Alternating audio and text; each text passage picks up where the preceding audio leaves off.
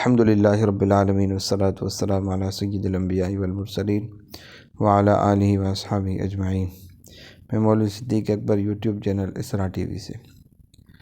بسم اللہ الرحمن الرحیم۔ حضرت مجدد صاحب قدس اللہ سرہ العزیز کے مکتوبات جو جیل خانے سے آپ نے بھیجے ہیں ان پر نظر ثانی کرو، بالخصوص اس مکتوب شریف کو دیکھو جس کو بجنسی اصل عبارت کے ساتھ نقل کیا گیا ہے، اور حضرت مجدد صاحب کے بلند ترین مرتبہ اور مقام کا اندازہ کر لو۔ پھر اس کے بعد حضرت مجدد صاحب کا مکتوب نمبر 6 صفحہ نمبر 16 جلد نمبر 2 دیکھو، جو بجنسی درج ذیل ہے اور جس کی شرح اور تفصیل بھی ارباب ذوق کے حوالے ہے۔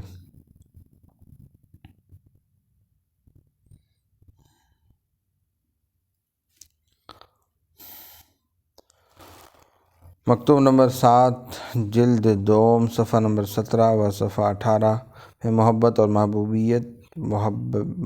محبیت کے فرق مراتب بیان فرمانے کے بعد فرماتے ہیں: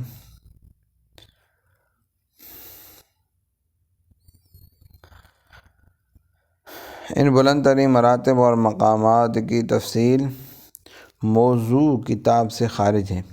ارباب ذوق مکتوبات شریف نیز مکتوبات حضرت خواجہ محمد معصوم، مکتوبات حضرت مرزا مظہر جانے جانا، الکلام المنجی، زبدۃ المقامات، انوار احمدیہ، ہدیہ مجددیہ وغیرہ سے ان کی تفصیلات معلوم فرما سکتے ہیں۔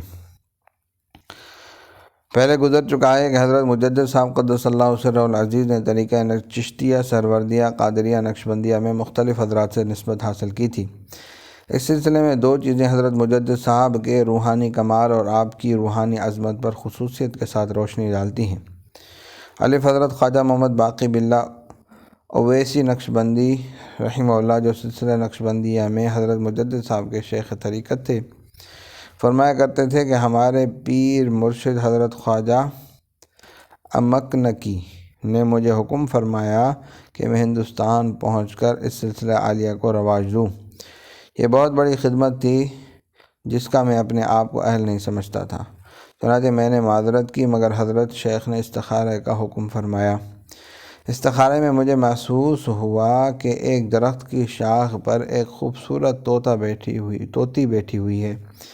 میرے دل میں خیال آیا کہ اگر یہ طوطی ہمارے ہاتھ پر آ بیٹھے تو اس سپرد شدہ خدمت میں بہت کامیابی ہو۔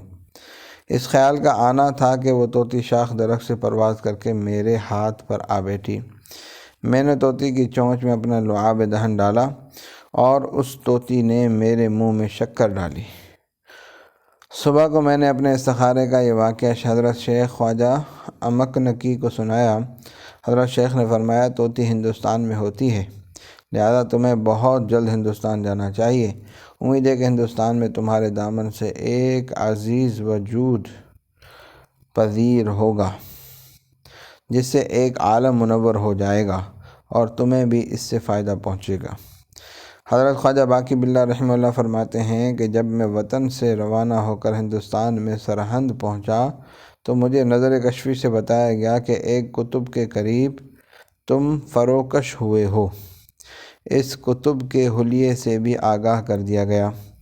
اگلے صبح کو اس کتب کی جستجو میں سرہند کی تمام گوشہ نشین اور درویش حضرات سے ملاقات کی، مگر جن جن حضرات سے ملاقات ہوئی ان میں سے نہ کسی کے اندر قطبیت کے آثار و حالات نظر آئے اور نہ اس حلیے کا کوئی شخص ملا۔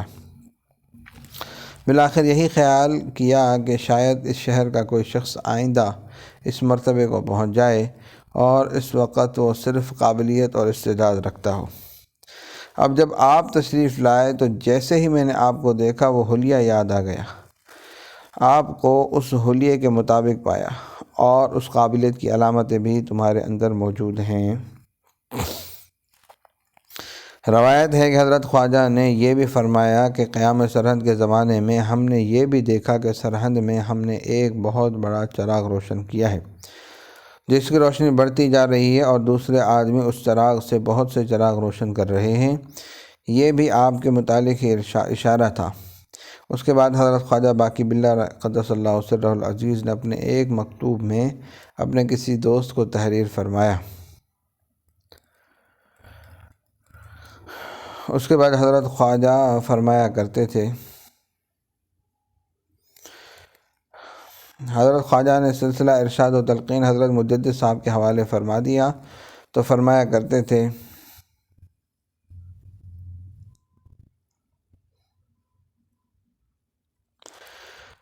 صرف یہی نہیں بلکہ شیخ باقی باللہ ہمہ مریدہ و احباب و اصحاب خود را برائے توجہ و تکمیل حوالہ وے میں فرمود و خود ہم برائے استفادہ در محفل توجہ و شریف میں آور دو وے فرمود کہ شیخ احمد آفتاب است کہ ہر دو عالم از فیض و فضل و منور است۔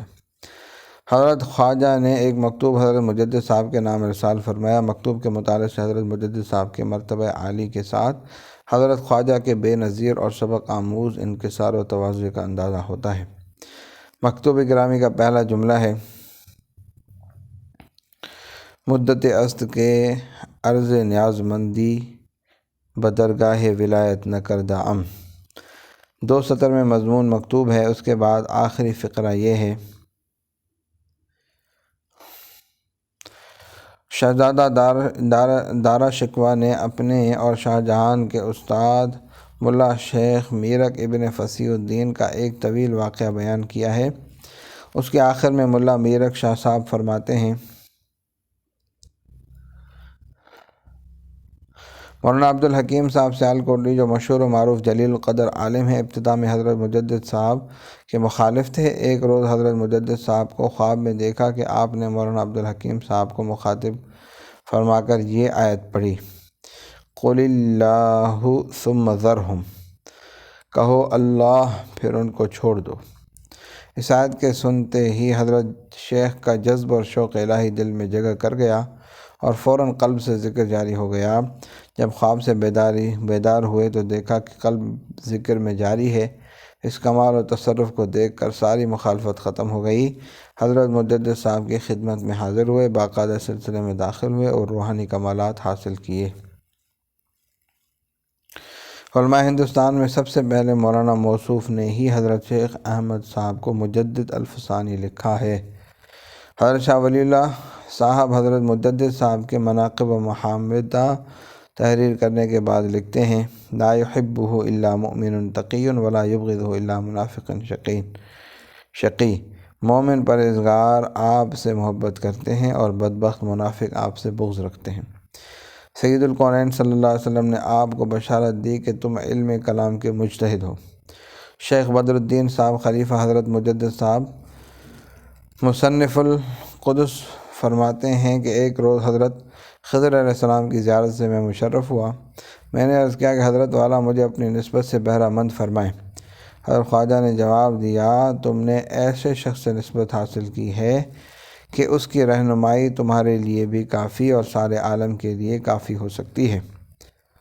جمع الجوامع میں علامہ سیوطی رحمۃ اللہ علیہ نے حدیث نقل کی ہے کہ رسول اللہ صلی اللہ علیہ وسلم نے فرمایا، یکون فی امتی رجل یقال لہ صلۃ یدخل الجنہ بشفاعتہ کذا و کذا من الناس۔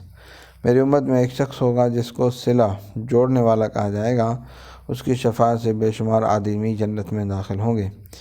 شیخ بدر الدین قدس اللہ سرہ العزیز کتاب مذکور میں فرماتے ہیں کہ ہمارا خیال ہے کہ اس بشارت کے مصداق حضرت مجدد صاحب قدس اللہ سرہ العزیز ہیں۔ حضرت مجدد صاحب نے خود بھی یہ لفظ ایک مکتوب میں استعمال فرمایا، الحمدللہ الذی جعلنی صلۃ بین البحرین و مصلحا بین الفئتین۔ خدا کا شکر ہے اس نے مجھے 2 سمندروں میں صلہ یعنی وصل پیدا کرنے والا اور 2 جماعتوں میں صلح قائم کرنے والا بنایا ہے۔ چنانچہ صوفیاء کرام کی 2 جماعتیں یعنی علماء شریعت اور صوفیاء کرام جو وحدت الوجود کے قائل ہیں، ان دونوں جماعتوں کے افتراق کو جو اس مسئلے کے متعلق عرصے سے چلا آ رہا تھا پیوند صلح سے جوڑ دیا۔